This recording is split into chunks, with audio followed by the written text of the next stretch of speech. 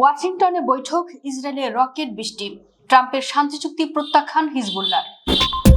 রণাঙ্গনে চরম মার খেয়ে এবার কূটনীতির নোংরা ফাঁদ পাতল মার্কিন সাম্রাজ্যবাদ। দক্ষিণ লেবাননে হিজবুল্লাহর রকেট আর ড্রোনের বৃষ্টি ঠেকাতে পুরোপুরি ব্যর্থ হয়ে এবার লেবাননের দুর্বল কেন্দ্রীয় সরকারকে ব্ল্যাকমেইল করে প্রতিরোধের মেরুদণ্ড ভাঙার ছক কষছে ট্রাম্প প্রশাসন। ৩৩ বছরেরও বেশি সময় পর প্রথমবারের মতো ওয়াশিংটনে ইসরায়েল ও লেবাননকে সরাসরি আলোচনার টেবিলে বসিয়েছে আমেরিকা।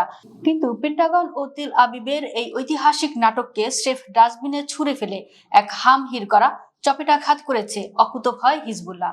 মার্কিন পররাষ্ট্রমন্ত্রী মার্কো রুবিও মঙ্গলবার ওয়াশিংটনে ইসরায়েল ও লেবাননের প্রতিনিধিদের নিয়ে যখন ইতিবাচক আলোচনার নামে চাচক্র করছিলেন, ঠিক সেই মুহূর্তেই ইসরায়েলের বুকে আসল জবাব দিচ্ছিল হিজবুল্লাহ।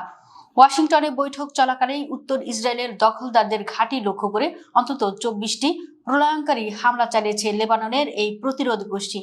বৈঠকের টেবিলে বসে ইসরায়েলি প্রতিনিধিরা যখন হিজবুল্লাহকে নিরস্ত্র করার দিবাস্বপ্ন দেখেছিলেন, তখন ইসরায়েলের আকাশ অবিরাম বাজছিল সাইরেনের তীক্ষ্ণ আর্তনাদ।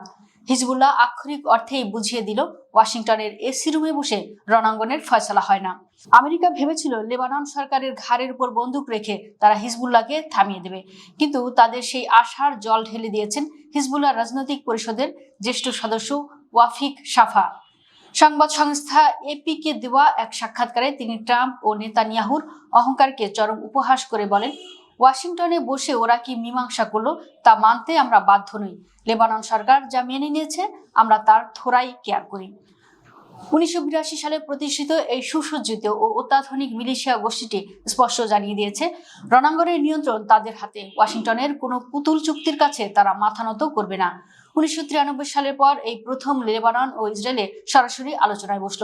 বৈঠকে লেবাননের রাষ্ট্রদূত নাদা মুয়াব অবিলম্বে যুদ্ধবিরতি, ২০০০-এর বেশি মানুষের মৃত্যু এবং ১০ লাখ মানুষের বাস্তুচ্যুত হওয়ার মানবিক সংকট নিরসনের আকুতি জানান। লেবাননের প্রেসিডেন্ট জোসেফ আউনও আশা প্রকাশ করেন যে লেবাননের সশস্ত্র বাহিনী দেশের নিরাপত্তায় একক দায়িত্ব নেবে। কিন্তু ইসরায়েলি রাষ্ট্রদূত ইয়েচিয়েল রাইটার দম্ভভরে লেবাননের উপর হামলা বন্ধের কোনো প্রতিশ্রুতি না দিয়ে উল্টো দাবি করেন লেবানন আর হিজবুল্লাহর দখলে থাকতে পারবে না। মার্কিন পররাষ্ট্র দপ্তরের মুখপাত্র টমি পিগটও ইসরায়েলের এই আগ্রাসনকে আত্মরক্ষার অধিকার বলে নগ্ন দালালি করেছেন। কূটনৈতিক বিশ্লেষকরা বলছেন, গত সপ্তাহে পাকিস্তানের ইসলামাবাদে ইরানের সাথে শান্তি আলোচনা চরমভাবে ভেস্তে যাওয়ার পরে আমেরিকা তড়িঘড়ি করে এই লেবানন ইসরায়েল বৈঠক ডেকেছে।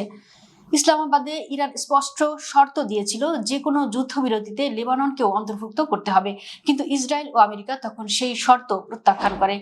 আর আজ যখন হিজবুল্লাহর মারে ইসরায়েলের উপর উত্তর সীমান্ত ভুতুরে শহরে পরিণত হয়েছে, তখন তারা লেবানন সরকারকে দিয়ে হিজবুল্লাহকে দমনের এই সস্তা নাটক সাজিয়েছে। আজ বিশ্ববাসী পরিষ্কার দেখছে যে ইসরায়েল ও আমেরিকা কয়েক সপ্তাহ আগেও লেবাননকে মানচিত্র থেকে মুছে দেওয়ার হুমকি দিত, আজ তারাই হিজবুল্লাহর প্রভাব কমাতে লেবানন সরকারের কাছে ধর্ণা দিচ্ছে। কিন্তু হিজবুল্লাহর ২৪টি জ্বলন্ত রকেট প্রমাণ করে দিল, সাম্রাজ্যবাদীদের কোনো ফাঁদেই আর প্রতিরোধের আগুন নেভাতে পারবে না।